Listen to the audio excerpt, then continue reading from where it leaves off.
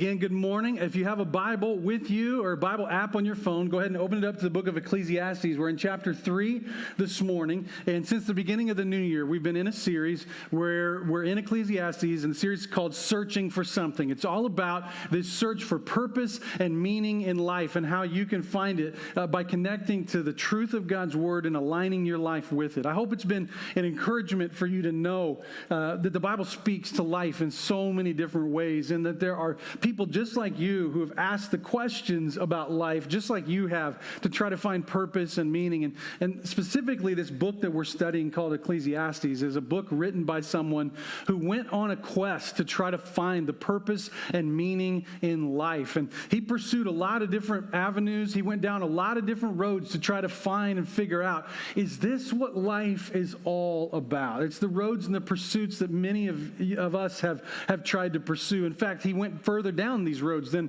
a lot of us would ever have the resources to be able to do. And so Ecclesiastes is kind of him writing out to us all these years later, hey, here's what I learned, here's the struggles that I went through, and here are the things that you can know to be wisdom to take with you through your life. So we've talked for the last several weeks about this, but today we're going to be in chapter 3, and we're going to be wrestling specifically with this topic that the writer of Ecclesiastes spends a fair amount of time talking about in his book, and it's the topic of time.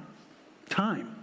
As he began to study his life and reflect on his life, and he began to kind of try to understand what is life all about, one of the things he came into stark realization of was, like, time is this reality of life that cannot be beat. Like, it is there, and it is a reality of life that we are constantly orienting our lives to. This was true then, it's true now. Our lives are constantly lived in orientation to whatever time it is, right? Like, you look at a clock, and for most of you, when you look at a clock, you look at it because you want to know how to react and respond and position your life. That's how I do. When I look at a clock, I'm looking at it because I need to know how much time till I need to go to work, how much time till I get off work, how much time till we need to leave for the game, how much time, it's always a positioning of your life to the time. We place clocks all around our house. We put them on our wrists. All of you have different ways that you do it. All of you have different strategies to try to orient your life with time. I worked one summer for a youth pastor doing an internship. This was in Columbus, Ohio. And every clock in his house was set 11 minutes fast. And I was like, that is such a strange, 11. Why not 10? Why not 5? Why not 15? Why 11? That just bothered me. I don't know if it was OCD or what, but it was like, I've heard of setting it forward a little bit, but why 11? He said, 11 minutes is what it takes for me to leave my house right now and show up at the church. He's like, that's what time it'll be at the church if I leave right now. And I was like, there's no wonder you're still single, 35 years old, you've never been married. Like, you're stinking weird, nobody does that. Like, you couldn't subtract 11 minutes in your head. Like, you couldn't just look at a clock and say, this is what time it is. How weird is that? But we all do weird things. Drew and I were going to one of his practices this week, and he looked at the clock in my truck and was freaking out because we were running a little bit behind. Why are you driving so slow? And he was getting on me, and I looked at the clock, and I was like, well, shoot, we are cutting it kind of close. I didn't think we left the house late. And then I looked at my phone, and, well, we're off. The clock on the truck was running fast, and real time was actually a little bit more comfortable. And just those few minutes allowed him to just relax, to go from panic to relax, because his life was lived at that moment in orientation and proper orientation to time. You know what the panic it creates when your life is off of the orientation that's desirable, when you're running behind and you're running late and you're moving too fast through time because of that. We also know that time is, there are certain times for things that just are inconvenient, where we say, I don't have time for this. I don't have time for this interruption, or I don't have time for this season to come into life. And so just like there are times of the clock, there are seasons, and there are times in life that are part of it. And the writer of Ecclesiastes took a step back and looked at the human experience to kind of acknowledge that and say, hey, look, pretty much here's what life is for everybody. No matter where they're born, no matter how much they make, no matter what family they've been born into, no matter what their pedigree is, how much education they have, what decade or what millennium they were born into, these are the realities of life. And he's kind of coming to grips in chapter 3 with the reality of time. I don't know if you sit back and think about life in these kind of terms, but part of this series has been an intentional effort to do that very thing, to be very intentional about looking at life in the right perspective. And as it relates to time, here's what he says about time. Verse 1, chapter 3. He says, there's a time for everything and a season for every activity under the heavens. A time to be born and a time to die, a time to plant and a time to uproot, a time to kill and a time to heal, a time to tear down and a time to build, a time to weep and a time to laugh, a time to mourn and a time to dance, a time to scatter stones and a time to gather them, a time to embrace and a time to refrain from embracing, a time to search and a time to give up, a time to keep and a time to throw away, a time to tear and a time to mend, a time to be silent and a time to speak, a time to love and a time to hate, a time for war and a time for peace. Some of you hippies in the room were already singing with me as I was reading that. You know the song, Turn, Turn, Turn, by the Byrds. You've heard it. You've sung it. Some of you are old enough to remember 1965 when it went number one. But let's not talk about music, pop music. Let's talk about just Hebrew poetry, right? This is one of the most iconic sections of written prose, period, on the topic of time. But specifically when we get into the Hebrew side of things, it's really well-rounded. Let me say it like this. There's 7 couplets. There's 7 comparisons, 7 opposites that are reflected in that. And 7's a big deal in Hebrew. It's a number of completion.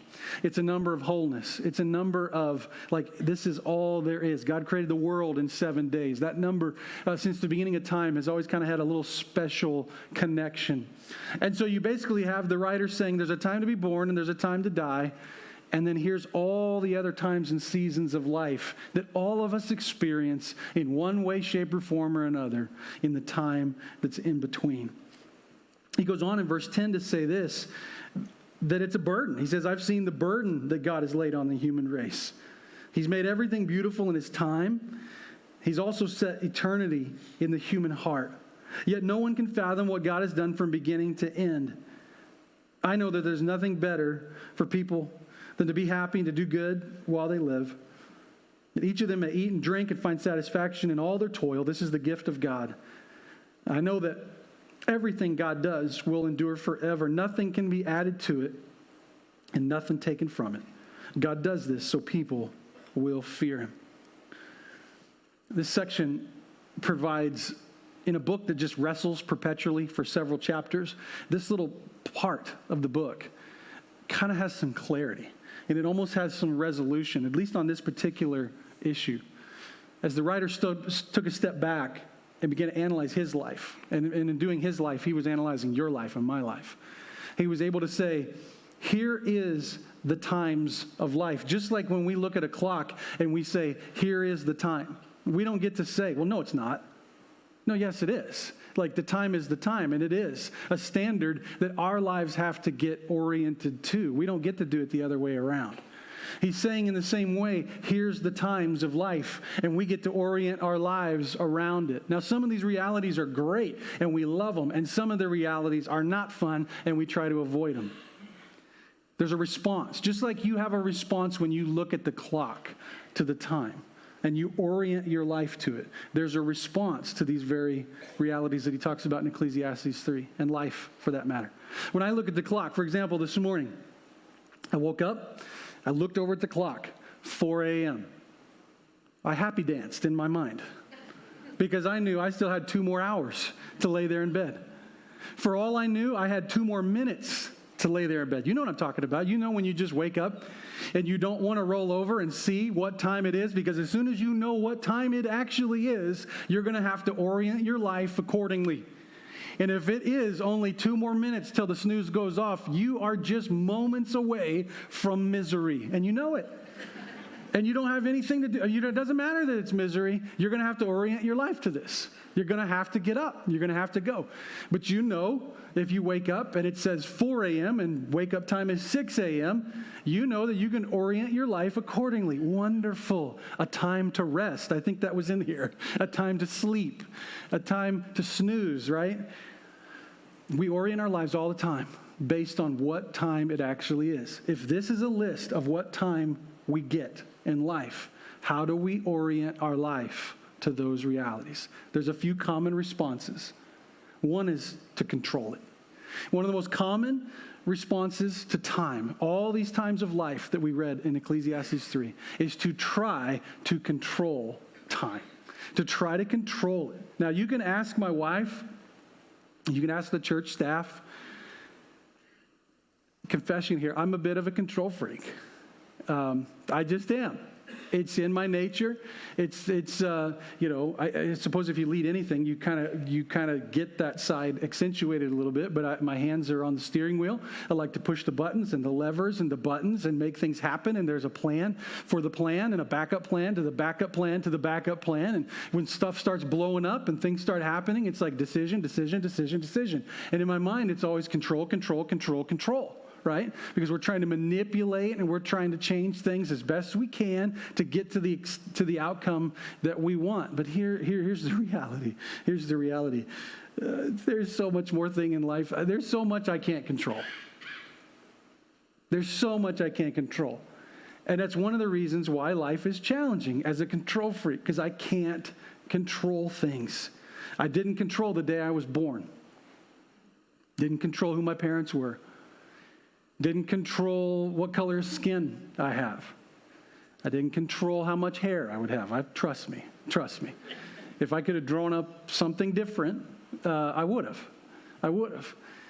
I can't control how fast or slow the food is going to come to me at the restaurant. I can't control how fast or slow the drivers around me are going to drive.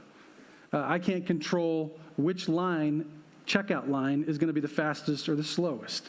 Although, by anecdotal evidence, whatever one I choose is the wrong one, okay? About 95% of the time, two lines look equal, I'll pick the wrong one. The other one moves faster. You ever do that where you stare at the person who's like in the equal spot to what you would have been if you had chose the other line, and you're like, darn it, they're getting through fast. The person in your line's taking back something, and they're having to have somebody price check it, and you're like, oh my gosh, can I get out of here? I just want to go home. I can't control it. I can't control the weather. I didn't pay attention at all to what was coming this last night. So I opened the door this morning and was totally surprised. Oh, crap. Do we have a plan to plow? Do we have a plan to shovel snow? Wasn't even paying attention. Didn't control that. Can't control my children. I can't control their future. I can try to direct it, but I can't control it completely. I can't control whether someone I know receives Christ as Lord and Savior of their life. I can't control God by my religious experience. I guess what I'm trying to say is this, is control is the greatest illusion of the universe. In the book of Ecclesiastes, in chapter 3, we're reminded of that.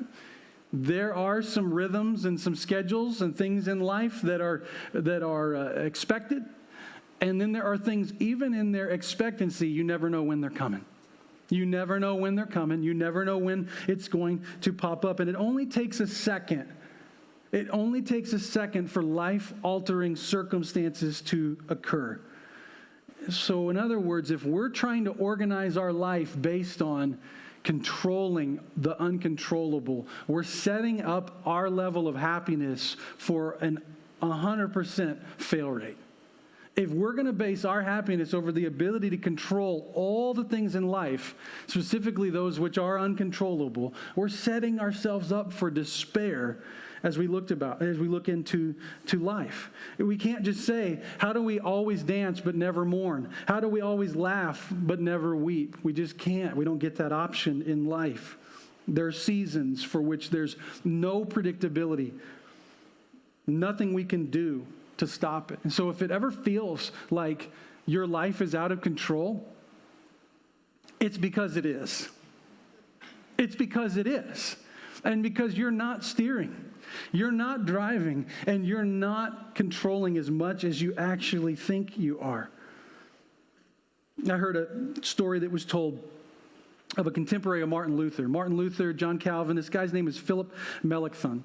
Philip was a wonderful scholar in his own right, kind of in history. He's been overshadowed by these other contemporaries of his, but very wise, very brilliant, very smart kid. I mean, like kid in that, like he went to college seminary at 12, was a linguist, translating. I mean, awesome, crazy, cool stuff. John Calvin was a contemporary of his, and they had a close enough relationship that they could speak into each other's lives regularly. And one of the things that Philip had going for him, against him, I should say, is that he was a chronic worrier. Chronic worrier. I know none of you guys struggle with chronic worry, so let me just tell you his story, and maybe you can tell this to somebody who is a worrier, and it'll help them. He was a chronic worrier, and it was reasonable for him to be worrisome. I mean, he lived at a time when to do what these guys were doing, this was the Reformation. These were the guys kind of leading the charge. They were doing translation work that was risky. There were people getting killed, beaten up, mugged, whatever, because of what they were doing. I mean, it was scary. There were things to be worried about, no doubt. And there were seasons where his worry would just be debilitating, just almost crippling.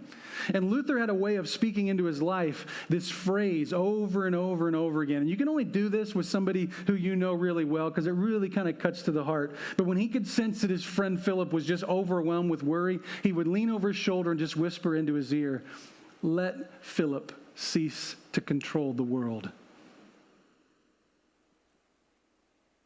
What he was trying to say is, man, this is out of your control anyway. What you're trying to do is control the uncontrollable. Maybe you just need to step back, Philip, and just be reminded you don't have control of this. Let Philip cease to control the world. This would be great advice for you and I to take into our lives. You could insert your name here. Let Nathan cease to control the world. Some of you are married. If you dare, you might try this afternoon with your spouse. When they get worked up or when they try to, I don't know how it'll go, because either sink or swim probably. It's an A or F proposition, but it may work. Let me cease to control the world. Here's what's behind that. What's behind it is the reality that real freedom is found when we understand how out of control we are, and we rest and put our minds and hearts a bit at ease, knowing that God is in control, and that him being in control is enough for me in this moment. It's enough for me to let go of what I see as a steering wheel and try to manipulate events every time, because reality is I'm not controlling as much as I think I'm controlling. Let me cease to rule the world. Our common response is to try to control it. But controlling it is like trying to hold on to sand by squeezing it tighter. You ever tried that? What happens when you grab a fistful of sand and you squeeze it as tight as you can? It all goes shooting out the sides. And the harder you squeeze, the more you lose. If sand is this image of these grains of time, like the hourglass that's going by, we try to control life, we try to control time, and we're just squeezing it all out. And no matter how hard we try, there's not a whole lot of control to actually show for it. We've got to let go and understand that we're not in control. Here's another common response. We try to comprehend it. Take that same sand and we try to look at it as close as we can look at it, but we just can't fully comprehend its complexity. You put it under a microscope, it's in a totally different, it's seen totally different than how it's seen naturally in our hands. The writer of Ecclesiastes seems to speak of this. Again, going back to what we read in verse 9. What have workers gained from their toil? I've seen the burden that God's laid on the human race. He's made everything beautiful in its time.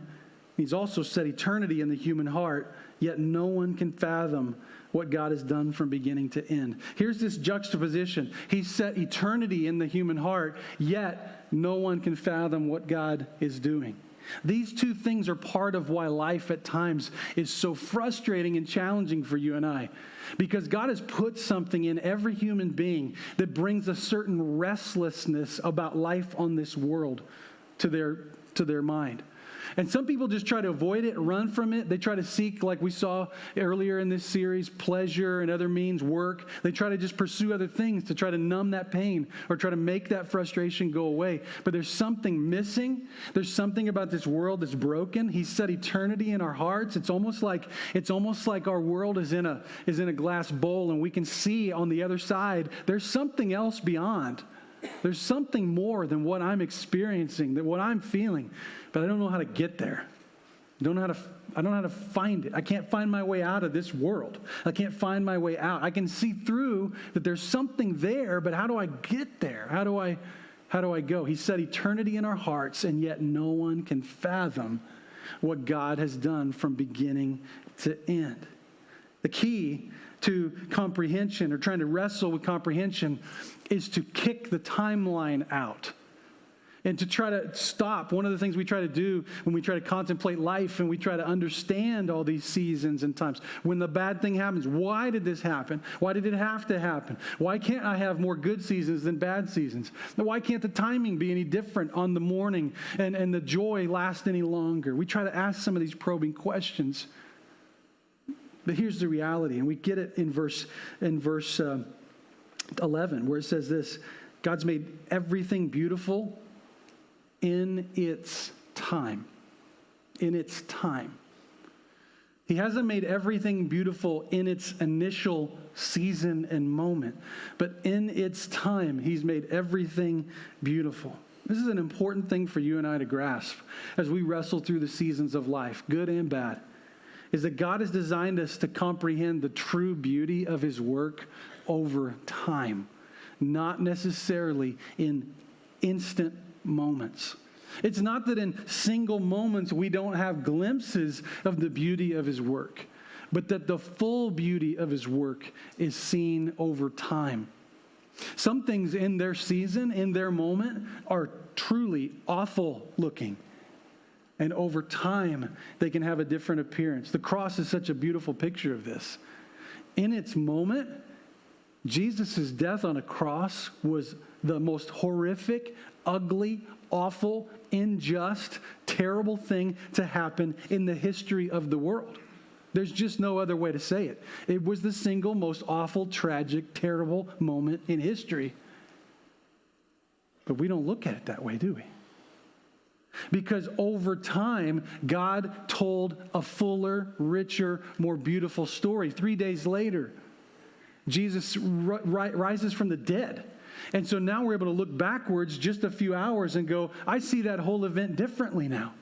I understand everything about what God was doing differently because over time, He told a full and beautiful story. Part of God setting eternity on the hearts of men and women is that He's telling us, I have come to do something over a longer distance than you even understand on just this earth. And that's why it was so important for Jesus to come to this fishbowl. He broke through the time barrier. He came out of eternity into time to defeat sin and death. Death would mark the end of time. He came to knock the door down that was stopping time for you and I so that He could tell His beautiful story in your life and in my life for all of eternity. What I'm saying is God's not even going to be done telling His story and showing you the beauty of His work the moment that you die. It's going to continue to be told for all of eternity.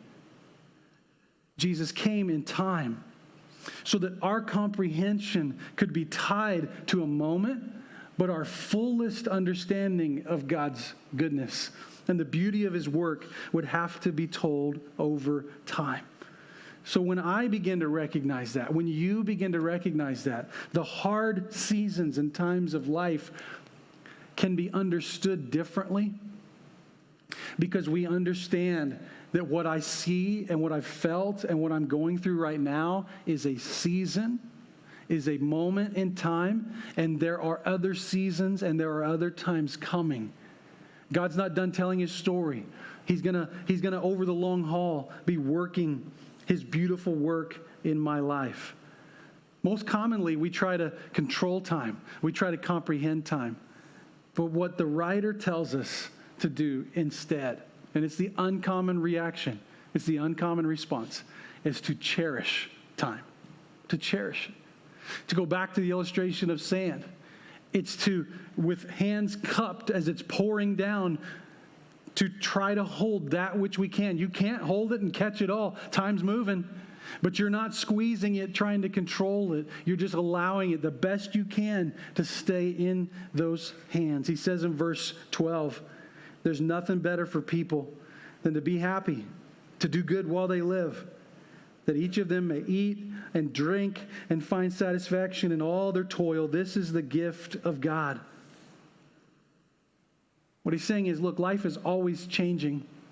Don't expect things today to stay the same tomorrow. Seasons change, and it's surprising when it's not the other way around. Some of us think it's surprising if the seasons change. It's actually surprising if they don't. It's surprising if they don't. But time is God's gift to us. That's why Jesus came to give us eternity. He came to give us time. More of God's greatest gift to us. And we look for happiness and pursue fulfillment in a lot of different ways, but one part of this equation, the writer tells us, is to be able to learn to cherish time. Cherish it. Like we say to our spouses at our vows, to love and to cherish, right? That means to lovingly care for and to protect. To lovingly care for and protect the time that I have today. How do I do it? He says a few things here. He says, be happy. Be happy. Well, how do I do that? His example, find a good meal. Enjoy something simple. That's what he's saying. There are simple things in life every day that are part of the happiness that is being a human being. It's a meal. It's a great friendship. It's a conversation that makes you laugh. It's a sunset at the end of a day. It's rolling down the windows and going 60 miles an hour instead of having the air conditioner on and just having it quiet in the room, letting the wind just rip your ears off as you go down the highway, right? It's staying up too late one night because it's just fun to hang out together and everybody's having a good time. It's sequestering away for a while and just admiring the beauty of God's creation. There are so many little things all the time, every day, that are around us. If we could just learn to cherish them, to not be convinced that it's the big things in life that are going to make us happy, but it's all these little things in a moment, in a day, that are there as a simple glimpse and nod from God saying, I see you. I love you. I care for you. I'm providing for you. Hang on. The story's still going. Don't give up. Be happy. Do good, he says. Do good. Make your goal to help somebody else out, to help somebody in their journey, not just to be self-seeking and self-focused. Any of you who have ever tried that have learned that there is something way more powerful to it than you ever first realized. One of the greatest ways to feel better is to help somebody else. To put yourself out there on somebody else's behalf makes you, not only them, but makes you also feel better. You experience change. That's what Jesus came to do. He says, be like me, love others, make the most of every opportunity. Do good. Be happy.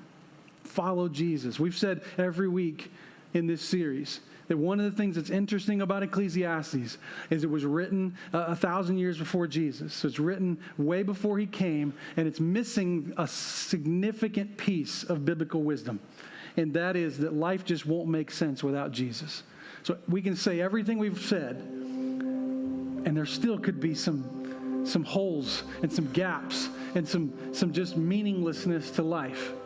Jesus came to be the answer to all of those gaps and to stand as the foundational reality that all the other wisdom of the book of Ecclesiastes could rest on. It's what that writer was talking about, saying, I see eternity's been placed on the hearts of men, yet no one can fathom what God's doing from beginning to end. He didn't know he was going to send his only son. He didn't know about the cross or the resurrection, but we do. We do now in our moment of history and time. And so we have the opportunity to respond and to orient our lives accordingly to the time that is the time since Jesus came. that places our lives in a perspective that is powerful. Jesus said in John 10:10, I have come that you would have life and life to the full. The fullest, greatest, grandest expression of life is found in Jesus. And so that as we go through the time of life, and for all of us, there is a season where we are destined to be born, destined to die. In all the in-between, Jesus provides a hand, and he extends an invitation to do life together with him. He's reminding us you can't control the seasons, but you can be prepared for them by doing life with me. You can't fully comprehend what God is doing, but you can see me. The book of Hebrews talks about that when Jesus at the cross, all dominion was given to him, all the evil, everything was put under his feet. But it acknowledges that at this present moment, we don't see everything controlled and under the feet of Jesus. But we do see him. And we see plainly what God has done, and what we can plainly see gives us hope for what we will see someday. You and I have an opportunity to cherish every day the life and the time that God has given us. We have an ability to go through even the hard seasons, even the difficult seasons, knowing this is not some strange occurrence that's happening to me. This is universally human. And in that, we can place our faith yet again, over and over, in the hands of the one who has made us, who has made our hearts yearn for eternity, and who has made a way through his son Jesus for us to be with him for eternity while he tells that beautiful story in our lives, while he does that beautiful work in our lives. So today, I want to invite you, if you've never responded in faith to Jesus, to know that there is a piece of your life that will just flat out never make sense without him. Why go another day? Why go another day without that? If you want to respond and you want to say yes to Jesus, you want to identify with his death, burial, and resurrection, declare yourself to be a follower of his. As we sing this next song, I'll be standing at the back at the Connect corner. Would love to meet with you there. You can respond also via the code on the screen. Take that step. Take that step.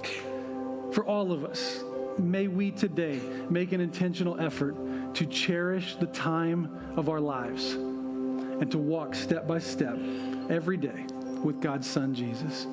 I'm going to ask you to stand if you would, and I'm going to close with prayer. This prayer specifically going to be taken from Scripture, several places where God and time and his interactions in the time of our lives are mentioned.